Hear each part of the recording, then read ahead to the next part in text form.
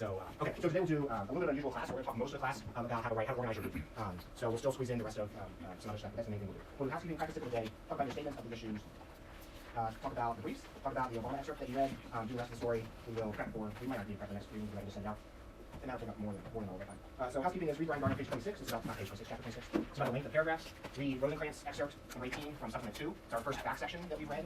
It's one of two that we will read, and you are in for a treat. Jimmy, do you remember Rosencrantz, the Facebook one? Oh, yeah. And your obsession with Facebook and Zuckerberg. That's also true. And so the social media and then don't forget the argument draft is due now on February 11th at 10:30 a.m. Just put it, do the email thing, and then also hard copy by my office. Okay, price tip of the day. Don't make an important decision late at night or early in the morning. And especially don't make it late night, early morning on your smartphone. It's just, this is like the lesson I learned the hard way. There's just something about like the smartphone that does not encourage thoughtful deliberation. And you know, unless it's an absolute like the house on fire emergency, take at least the time it takes to wake up and go to work and open your computer and then type out an email reply or pick up the phone, whatever it is that you make a decision on. But decisions late at night or early in the morning, I think are recipes for disaster. But somewhat relatedly, I heard Bill Clinton one time say that after he was president, he said, every mistake I made when I was tired. He also one time said he was upset after 9/11. They said like he didn't do enough for Al Qaeda. He said, I wish I was obsessed with Bin Laden. And Chris Matthews said, where did that rank on your list of obsessions? All right. Enough. Okay. So let's do a statement of the issue. Here are some tips for statement of the issue.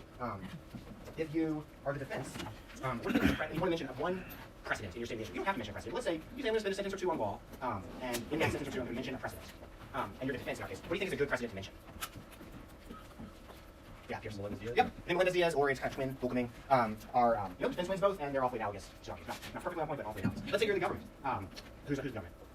Kat, do you think you want to mention Melendez-Diaz or Buchelming in your statement of the issue? No, you want to frame this issue in your favor as much as you can. What's a precedent that you might want to mention if you're going to mention a precedent? Give me one or two. You can describe it if you don't know the name. It's like the of the cases.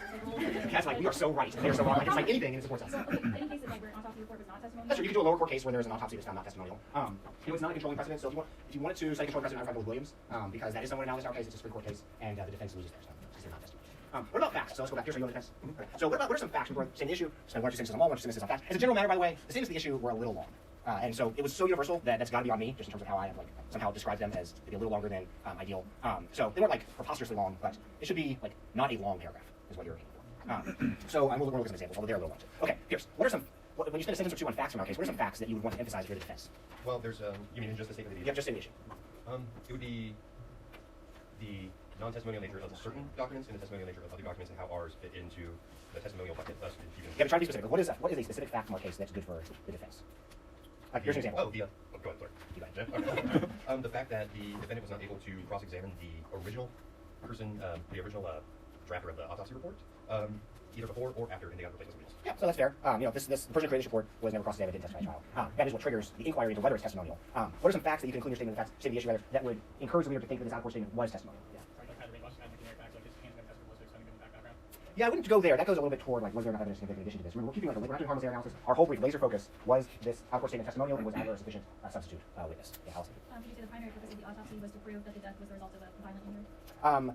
Yes. So to the extent there's a fact that demonstrates that its primary purpose was to provide evidence for future investigation, yes. I'm not, and that autopsies are only required in the case of violence. So that might be something that you would emphasize. You want to, frame it to make it clear how that fact supports you, because the fact that the autopsy reports for suicides doesn't necessarily help us because that. But like to show the primary purpose was like would fit the testimonial definition. Maybe so. I want to see how it looks. How it's written. Yeah. Okay.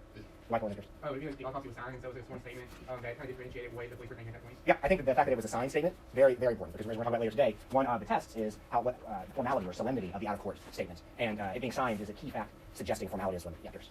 I think it's kind of similar to that. So it's a signed document that's supposed to prove a fact going towards the defendant's guilt or innocence. Is that right? So there's two tests. One is the amount of formality and solemnity, and then another thing, we're going to this later, is it aimed at proving this defendant's guilt? That's the Thomas thing. Thomas Dennis We're going to get to the law. Believe me, we're going to be so knee deep into the law by the end of this class.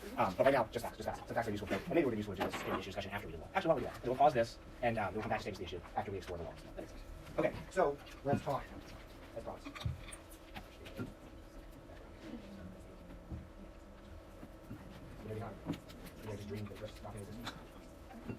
Okay. All right. So we'll start with the defendant's brief, and then we'll talk about the government's brief.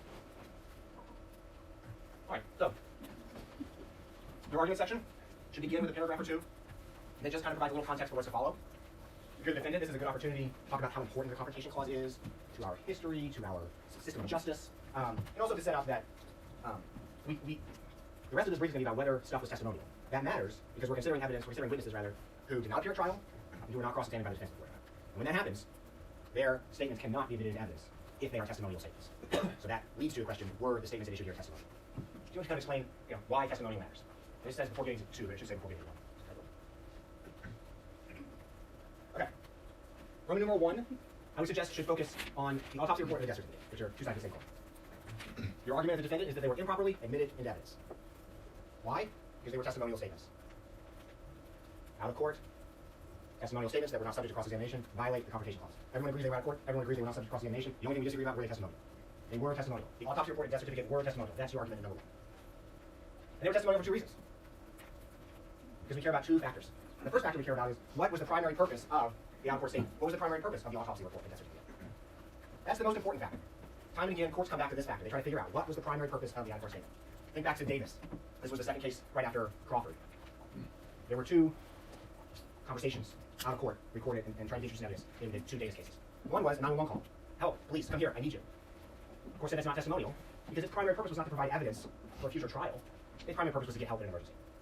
The second conversation in Davis, the emergency had arguably passed. The police were talking to someone who was arguably safe in a room where the attacker was not in that room, and the police were gathering evidence about what had happened in the past, or the primary purpose of gathering evidence so it could be used against the defendant in a future trial. So that second conversation, of course, says it is testimonial because its primary purpose is to establish or prove past events potentially relevant to later criminal prosecution.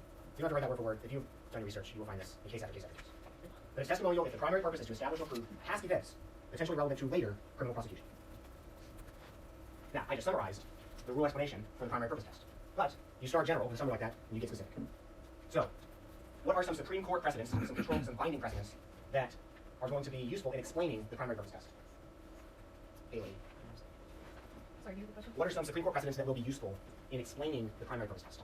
I'm sorry, I can't remember them off the top of my head. Okay, so Michael. And then Melendez-Diaz, they talked about how an affidavit to give a sign is like a sworn statement, so therefore testimonial. Yep. I would probably go in part because the precedents themselves in the Supreme Court kind of get more and more specific, general specific. I would kind of go in some chronological order, although you might spend more time on some precedents than others. Melendez-Diaz, probably the precedent you focus on the most in explaining the primary purpose test if you're the defendant. Defendant one in Melendez-Diaz, or an out-of-court scientific report very similar to this out-of-court autopsy report. But there are all kinds of Supreme Court precedents that address primary purpose test. Let's take a look at what I emailed you.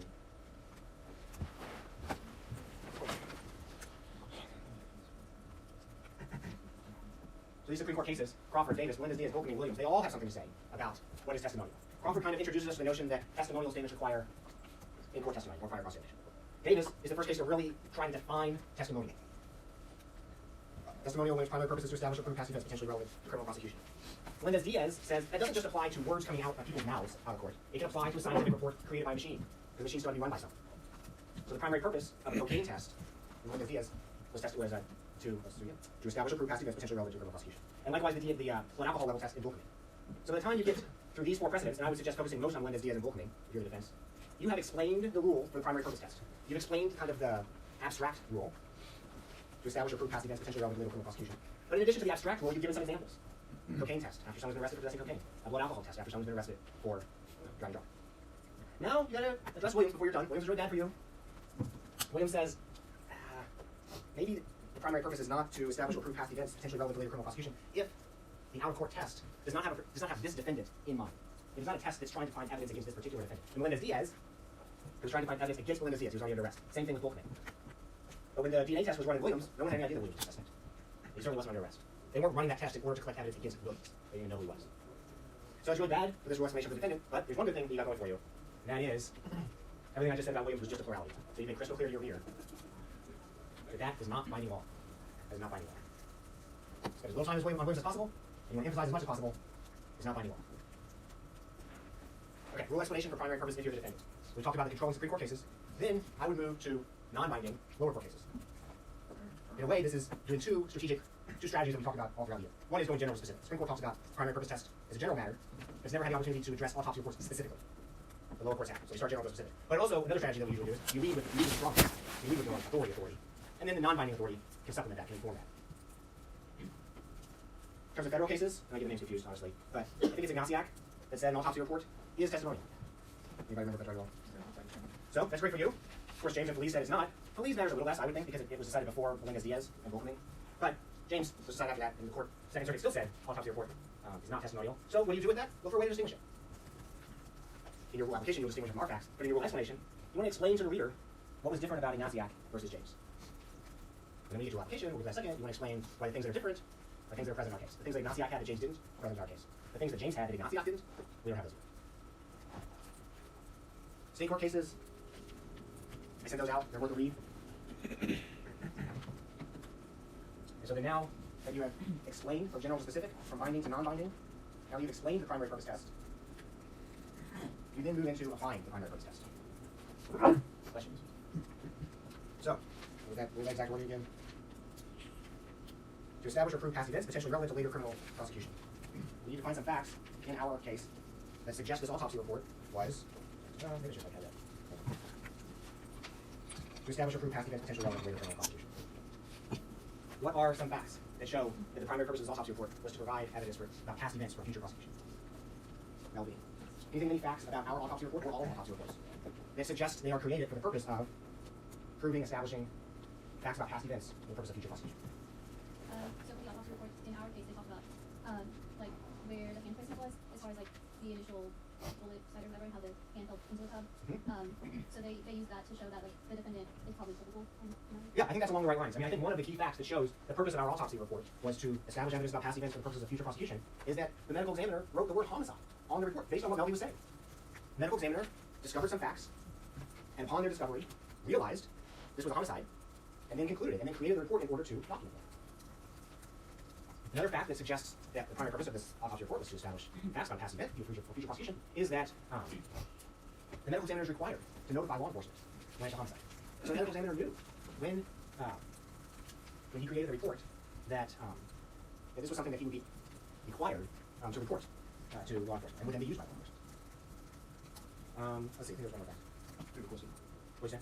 Oh yeah, so because it was a violent death, this kind of goes back to what we went over earlier. Because it was a violent death, maybe suicide, maybe murder, he was required to investigate it. One of the reasons was it might be murder. Also, the cop was there, was present at the autopsy. More reason to think that its primary purpose is bound up in law enforcement and criminal investigation. Okay, so these are some facts you want to use, but you don't want to just list facts. That's what the fact section is for. What you want to do in rule application is compare the facts that I just talked about. You want to compare them to the facts of the precedents that you mentioned in rule explanation when the defendant wins in those cases. So when does the defendant win? When does Diaz? Volkman. Ignatiak. Some of the state court cases. All those cases have facts that the court considered legally relevant when determining primary purpose. And here's what you do in rule application. You say to the reader, my facts are like their facts. Here are my facts, here are their facts, they're similar. And after you've compared our facts to the precedents where the defendant wins, you contrast our facts with the precedents where the defendant lost. So cases like Williams, or cases like James. What's the other one? James and Hall. Look, they have facts that are different than us. Let me tell you why the legally relevant facts there aren't here. So we just done rule explanation, rule application for primary purposes. Now we're going to move to subsection B. Remember, there were two reasons why the autopsy report was testimonial. First is that its primary purpose was to establish facts about past events for the purpose of future prosecution. The second reason, maybe not as important a factor as primary purpose, but it's still an important factor. Courts still find it instructive. And that factor is the formality or solemnity of the out-of-court statement. So once again, we'll start with binding precedents in order to explain the rule. Crawford, Davis have something to say. Diaz has something to say. Volkman has something to say. The Thomas concurrence in Williams has a lot to say. The more formal, the more testimonial, according to this factor. It also matters a lower court opinion in a case called Hall that addresses formality and solemnity. So though formality is not always, this is kind of a summary of the rule explanation, though formality is not always essential to the testimonial question, it is an important factor. You want to explain that. And after you explain that, you move to rule application, you do exactly what we just talked about. You compare our facts to the facts in precedents that demonstrated formality, and you contrast our facts with the facts in precedents that did not demonstrate formality. Allison, what do you think are some facts, or at least one fact, that might suggest some formality? Would be the signature. Yep, that's the biggest thing. That's the biggest thing. It was signed. Now, point out, the government will point out, the DNA test in Williams was also signed, and the court did not find that it was sufficiently formal to be testimonial. But the signature is a key fact. As is the fact that the autopsy report is the product of a formalized process. So the more there's stuff in the record that you can use to show that this process is not just kind of done in a casual, willy-nilly way. It's a formalized process that makes it look more formalized. All right, that's all I got for Roman numeral 1. The autopsy report was testimonial. Yeah. What about the medical examiner's position, like who she works for? He works for the government, right? So I think that could be, actually, kind of fit in both. I mean, the fact that the medical examiner works for the government has an interest in law enforcement, can suggest that its primary purpose was law enforcement. Although in the state of Brandeis, /state of Indiana, the medical examiner does not work for law enforcement. That is the case in some states. It's kind of a bad fact for the defendant in our case. It's not like the medical examiner is in a chain of command answering to law enforcement. But they do still kind of work for the same boss, the government. And then also the fact that it's a government, well, this is a government report, so that makes it seem more formal. Like if I write a report on a napkin in the bar, that is a less formal report than a government report that has the imprimatur of the state of Brandeis on it. So, yes, good fact. Everything I'm saying today, by the way, is in no way meant to be exhaustive, although you may find it exhausting. Okay, so I would also point out this section, primary purpose, should be longer than this section, formality. It's a more important factor. It takes longer to explain. It's going to do more work. So you would make a mistake if your formality section were twice as long as your primary purpose section. You'd probably make a mistake if it was equally as long as the primary purpose section. Okay, in Roman numeral 2, this section will be shorter than the first section. One thing, we're only doing one Kriak here as opposed to two, but also, it's kind of like icing on the cake, I think. I mean, if the court decides that this autopsy report was testimonial, well, it's quite thinking that they're going to let Adler testify about it. And if they find it's not testimonial, then Adler's testimony is no problem. Yeah, no. Do you mind showing that? Yeah, so you can see it there. Thank you. Okay, so Roman numeral 2, the main argument of Roman numeral 2 is that Adler's testimony was an insufficient substitute for Hans. What's the rule explanation for this? Unless the surrogate was present when the testimonial statement was created, surrogate testimony is insufficient. Unless the surrogate was present when the testimonial statement was created, surrogate testimony is insufficient. We just established that the autopsy report was testimonial. So unless the surrogate was present when the autopsy report was created, that surrogate's testimony is insufficient. Why? Well, because the defendant has the right to confront someone who made the testimonial statement. Right? There's knowledge of this, direct knowledge of this. Cases that can be useful here, again, general to specific, and also kind of a coincidentally convenient chronology. Crawford, Melendez-Diaz, Volkmann. Volkmann probably the most important. Why? What do you think? Volkmann is the blood alcohol test, and the defendant wins in Volkmann, and the government had tried to have a substitute witness testify about the blood alcohol test, but it wasn't the technician who actually ran the test. So why is Volkmann probably the most helpful precedent for rule explanation for the defense here? Because they're trying to prove the same thing, that somebody who didn't perform the autopsy isn't sufficient to establish the person did. Yeah, exactly. Volkmann very analogous to Williams. Now, to be honest, if Williams is out there, Williams is trouble for the defendant, but find ways that to distinguish it in rule application and preview those ways in rule explanation, and don't forget to point out that Williams is altogether now. Plurality, awesome. All two of you. Plurality, with the clause. Yes, hold on, accept it. I would also point out in this rule explanation that the substitute witness's reliability is irrelevant.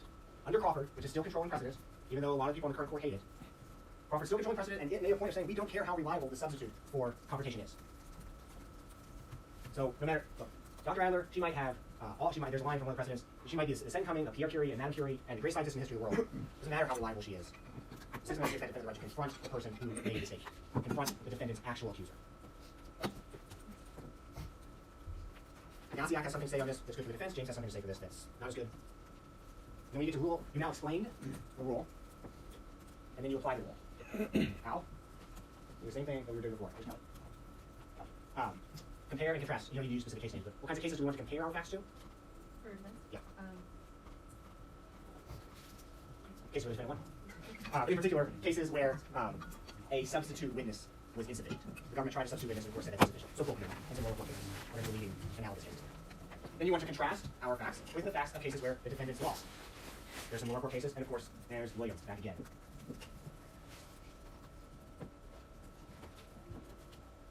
Some key facts that you want to emphasize when you're doing this compare and contrast. Some key facts about our case. Any guesses? Elizabeth, think of some facts about our substitute witness that may be legally relevant, especially from the defense perspective. Yeah, well, as you know, that's the defense perspective. Well, let's see here. She never saw the autopsy report. Yes. Well, she didn't see the autopsy. She never saw the body. Right, exactly. She never saw the body, and of course, she never can see the body. Like, an autopsy report is not a test. You can't run an autopsy over and over again. Right? So, yeah. We're saying they cremated, so almost. I don't guess even anything. No? I had to argue an autopsy. Yeah, but I was gonna say like it's not gonna be accurate. Interesting. Like as years go on, it may not be as accurate. Like there's some tests you can't do over. I don't know, that's what so I don't know if Netflix and that's Right, something to do with that. Yeah. Okay, you can't autopsy a body over the course of a couple of months or years. Case, It was like decades. It was decades. There's sections in the case where like things like fracture to the And who are there exceptions to every rule? Because Demetrius and one there's an exception to every rule. So anyway, exceptions to every rule. Those bodies decay, but then they're like saints. Their bodies like stay safe. Yeah. I'm not saying. I'm not. Yeah. So okay. So assuming that that Miller's wife was not like immaculate or something, probably can't repeat this autopsy plus cremated. So that's more important probably. Okay. So as Elizabeth pointed out, Dr. Adler is not present. The autopsy can't be repeated. And also, I think you would argue that the autopsy report that she's testifying about has been admitted for the truth of the matter asserted. So this is like an evidence thing that's confusing enough even without Williams, and then Williams comes in and makes it just like extremely confusing. I honestly don't understand. I kind of like the outcome of Williams, but I don't understand like Williams' reasoning here. But the basic truth of the matter asserted is most of the times when the jury hears facts, they hear those facts because the side presenting the facts needs the jury to believe those facts. So like, I saw Jimmy commit the murder, and I tell the jury that. Well, I am asserting it as true that Jimmy committed the murder, and they consider it as whether it's true or not. They consider it true, then they're going to commit. But every now and then there'll be some statement made that is not for the truth of the matter asserted. So here's an example. Jimmy and I are co-conspirators, and Jimmy made a confession to the police, and I also made a confession. But my argument is that the police coerced my confession, and they coerced it the same way they coerced Jimmy's confession. And my evidence for this is that our confessions are like weirdly similar, like in terms of the phraseology of things. So my point is that what I'm trying to prove, the truth I'm trying to prove, is that the police coerced our confessions. But if I show the jury Jimmy's confession, in order to prove how similar it is to mine, I'm not introducing Jimmy's confession for its truth. I'm not introducing Jimmy's confession because I want the jury to believe his confession is true. What I want them to believe is that its similarities with my similarities show that my confession was coerced. Does that all make sense? Okay. So that's an example of when you admit evidence not the truth of the matter asserted. The autopsy report here, I think, is undeniably admitted for the truth of the matter asserted. The prosecution wants the jury to know that Mrs. Miller was murdered and didn't die because of suicide. That distinguishes it from Williams, where the DNA tests were arguably admitted, according to the plurality, were admitted not for the truth of the matter asserted. Now, what were they admitted for? That is, your guess is as good as mine. Okay. All right, now on to the defense. So that is an outline, again, it's not meant to be exhaustive, but an outline of the defense's argument section. Two main sections. The first section divided into two parts. Each of those two parts with a CREAC. Explain the rule without talking about our facts, and then apply the rule you just explained to our facts by comparing our facts with the facts from precedents. Do the same thing for the formality test. And then move on to adverse testimony. Explain the rule for surrogate witnesses, and then apply that rule to our facts. Let's do the government, and then I can take questions for both. I explain the defense, and then we do the government a little faster. As with the defense, we know the paragraph or two about the confrontation clause, and why testimonial matters before going to one. If you're the government, what's up? If you're the government, do you think you want to emphasize how important the confrontation clause is to truth, justice, and the other way? No. Right? And why do you say that? Or is it just the total ways I use my English? One, because I'm sure Know your enemy. Know your enemy. Sun Tzu thing. yeah. I would You're looking at me go like with, crazy. Because you don't. well, you're the government, and like I guess then you're kind of telling the judges like about like truth and justice. Like I feel like that sounds bad. Well, it is true. Sometimes no matter what side you're on, like, you can always like overdo silliness. But if you're the government, you don't emphasize how important the confrontation clause is because you're arguing for a pretty weak version of the confrontation clause. You're not arguing for a robust confrontation clause that will, exclude a lot of statements. You're arguing for a pretty narrow confrontation clause that's going to not exclude statements like ours. So, your first two or three paragraphs here, before we get to number one, they're a little different than the defense paragraphs, but they are still going to kind of get the main point across what the defense did, which is, what the test is, the evidence doesn't come in under the confrontation clause if it was made out of court, there was no opportunity for cross-examination, when, we all agree about all that, when the out-of-court statement was testimony. So, I'm now going to explain to you, in my entire argument section, why the evidence in question here was not testimony. So, first I'm going to talk about the autopsy report certificate, say it was not testimony for two reasons. First reason, primary purpose, was not to establish facts about the past for the purpose of providing evidence in a future trial. That was not the primary purpose. First, I'm going to explain the rule for the primary purpose. We're talking about a lot of the same cases the defense talked about: Crawford, Davis, Melendez-Diaz, Volkman, Williams, Supreme Court cases. But I'm going to emphasize Williams a lot more than the defense did, and I'm going to minimize Melendez-Diaz and Volkman. And there's one fact about Melendez-Diaz and Volkman that I am going to emphasize in my rule explanation because I'm going to come back to it in rule application. Lucas, what is a fact about Melendez-Diaz and Volkman that's true in Melendez-Diaz and Volkman that's not true in Williams, and it's not true in our case? It's a fact that you, as the government, from the government side, really want to emphasize when you're explaining the test for the primary purpose. Is that it was not to, like, I guess, further criminal investigation. That is true, and I'm looking for a fact even a little bit more specifically. You're definitely along the right track. Yeah, Kelsey, The individual wasn't a suspect at the time. yes, so you're saying one? Great. Yeah. Melendez-Diaz was already a suspect when they ran the drug test. Volkman was already a suspect when they ran the blood alcohol test. Williams was not a suspect when they ran the DNA test. Volkman wins. Melendez-Diaz wins. Williams loses. It's whether or not they were a suspect or not that is driving the train, according to the government, when they explain the primary purpose test. And that's great for the government because then when we get to our application, we're going to point out the best fact in the record for the government, which is Miller was not a suspect when the autopsy was done. So we'll explain this rule about the primary purpose test, what it is, what factors inform it. After we do the binding Supreme Court precedents, we'll get specific and talk about the non-binding autopsy precedents, and there are plenty of autopsy precedents out there. James Hall, for example, also some state cases that say autopsy reports are not for the primary purposes of establishing facts about the past for use in a future trial. The lower court cases include, and these are on the list that I sent you, Medina, Leach, Maxwell, Lees, James, Dungo. You might also include, unless you hear the government, and then vice versa, your defense when you do yours, in your rule explanation. You might also include some of the lower court cases where the government loses, and explain in your rule explanation what facts about those cases led to the government losing. Conveniently for you, those will be facts that were present in those cases that are not present in yours. So, for example, maybe it really mattered to the court in a lower court precedent that the medical examiner was a law enforcement officer within the chain of command of law enforcement. Not true in our case, and so then we get to a application, we can distinguish our facts from that. Wait, who was the one with The medical examiner. Or coroner. So I can tell, I don't like dug too deep in this, it's the same, medical examiner and coroner. Maybe there's some difference, but until I'm shown otherwise, you can use them, you can pick either one. Probably not smart to like switch back and forth in your brief for no reason, so just pick one. I thought they were different. I thought like the coroner isn't necessarily the doctor, right? The coroner just like takes the dead body. And doesn't actually do the autopsy? Right, medical examiner is an actual physician. Okay, so we should use the term medical examiner. Yeah. No, coroners and medical examiners, they're just they run for the office of the So they're all doctors, but coroners and medical examiners. No, corners. What does the record say? Does it say medical examiner or coroner? Exactly. So let's try to be consistent on medical examiner. But if the precedent talks about coroner, you don't have to do like bracket medical examiner and replace that word. We'll just all assume that for our purposes, coroners and medical examiners. When we're talking, when we have a choice of what word to use.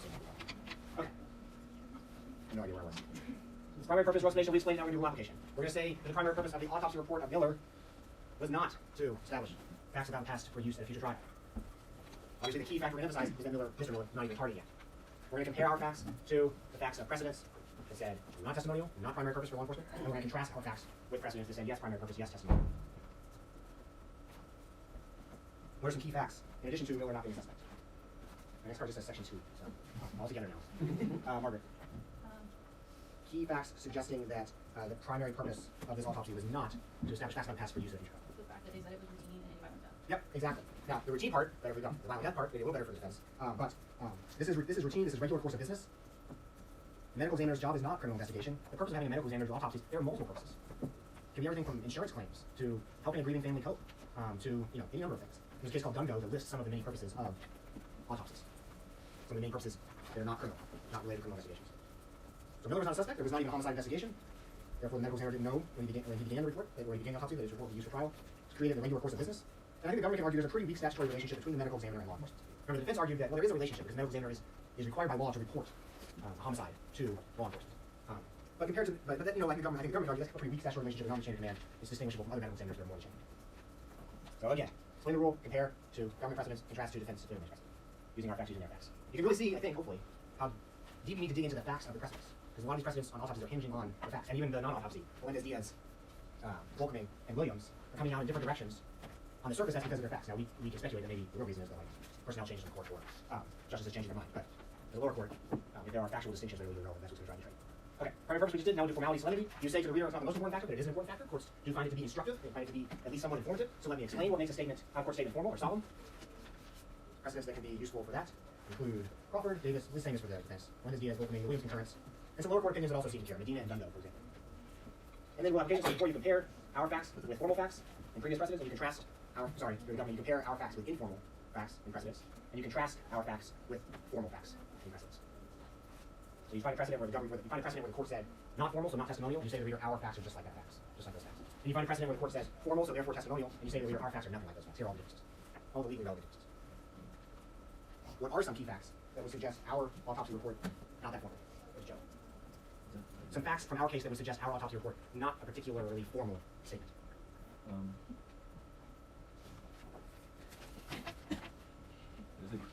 Here, I'll ask the answers. So, was it signed? Yeah, so that's not good. That seems kind of formal. Was it notarized? Yeah. Not that I know. If it was, that's not good. Was it, let's see, sworn under oath? I'm not sure. Let's say it wasn't. Then it wasn't. Did it certify? Did it certify something? In other words, like you can imagine a medical examiner like, here's what I found, signed, Justin Long. Or here's what I found, and I certify that everything is correct, signed, Justin Long. Was our autopsy report certified? I don't think it was. If the facts contradict that, then it's good for the defense. Yeah. Okay, so for the whole formality thing, could you also argue that since like the majority of the autopsy was just reporting things like she had brown hair and brown eyes and she was this tall and she had all her fingers and toes, like that's something that's like less formal because it's not, there's only like a little bit of it that was about the actual gunshot wound? I think that is a strong argument for why the autopsy reports had a primary purpose that was not for criminal investigation. And also for why surrogate testimony might work. Because here's all these just basic facts that would be true whether there was a homicide or not. Brown hair, 10 finger tattoos. And here's the gunshot wound, here's this, and here's blue. And then let's leave off the conclusion, homicide. Dr. Adler comes along and she says, I can look at just these facts and not the medical examiner's conclusion, and I can conclude as an expert this was homicide. And you can cross-examine me about that conclusion. I'm right here in court. So all those facts about brown hair, brown eyes, not testimonial because their primary purpose was not to provide evidence for a future trial. And now I'm here providing evidence in the trial about my conclusion, homicide, and I'm here to cross. Does that make sense? You also should probably remind the reader. Let me say this: if you're the defense and you're doing no application for formality, and you think you're on kind of shaky ground, remind the reader that formality is not dispositive. It's a factor, but it's not a dispositive factor. If you're the government and you think you're on shaky ground, same thing. Remind the reader that formality is not dispositive. For this argument, you're just going to attack. Does fit better in the second Roman Yeah. numeral? So second Roman numeral, Adler's testimony was a sufficient substitute for Hines. And this is kind of almost an alternative argument. Even if this stuff was testimonial, the autopsy report and death certificate, or at least parts of it were testimonial, like the conclusion of homicide, Adler was a sufficient substitute. So now let me explain to you the rule for surrogate testimony. I'm going to rely heavily on Williams here, and I'm also going to rely, and I'm also going to cite the Second Circuit case of James and Leeds that goes with surrogate testimony. So I'm going to explain that surrogate testimony is sufficient when the scientific report is not testimonial. Now I'm going to apply those precedents to our case, compare to the Williams plurality, and compare to the good autopsy cases where there was a surrogate witness. I'm going to contrast with Volkming, where a surrogate witness was not allowed, and contrast our facts with the autopsy cases where the surrogate testimony was not allowed. Key facts that I'm going to emphasize here, which Kat was previewing, and which Jonathan correctly said fit best under this argument. The autopsy report didn't just have a conclusion, it had facts too. And Adler reached her own conclusions based on those facts. And then, if you're just feeling a little, like, flex your muscles a little bit, you can just add like a little coda about Ohio v. Clark. Ohio v. Clark is the case we read, the excerpt we read by Jeff Fisher about the 3-year-old or 4-year-old made an accusation of abuse, told a teacher. Child didn't testify at trial. The unanimous court said, no problem, that testimony can come in, even though the child's not here on witness stand. But the majority opinion there was written by Justice Alito, who hates the Confrontation Clause, and he said one of the reasons that we're kind of okay with this is that there are some indicators of reliability. Now, if you remember, when I said about Crawford at the very beginning, Crawford overruled the reliability test. Crawford was Justice Scalia's shining moment. When asked about it, he would always say, it's the thing I'm most proud of. Rejuvenating the Confrontation Clause, eliminating the reliability test. But just before he dies, Justice Alito writes a majority opinion where he's like, reliability, we still kind of care about it a little bit. And so Justice Scalia writes a concurrence where he's just like going ballistic. He's like, oh, why? And so what you could say, I think, is citing Ohio v. Clark and also citing Scalia's concurrence's interpretation of the majority's opinion in Ohio v. Clark, that Adler is a very reliable witness. I mean, great background, great skills, super expert. And the court is beginning to care about that again. So what are we saying about reliability? And the court is beginning to care about it, and Adler's very reliable. I wouldn't give this more than, certainly no more than a paragraph, maybe no more than a sentence or two. But a little coda, just to dance on Scalia's grave. Okay. Exhausting? Exhaustive? Only one. Okay, questions? Great. So I know something about 4215. We're obviously not going to do a Bob today. Don't pack up yet, because I do want to finish the thoughts on state of the issues.